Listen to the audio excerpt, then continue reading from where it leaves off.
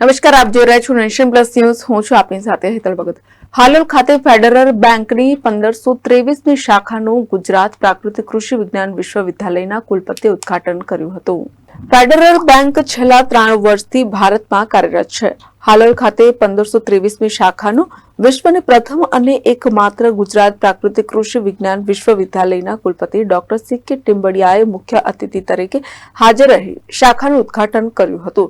Federal બેંકના vice president Ajit કુમારે તમામનું સ્વાગત કર્યું હતું.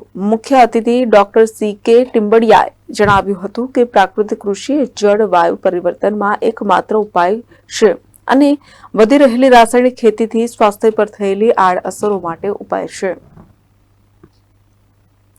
Report Nation Plus News Halol.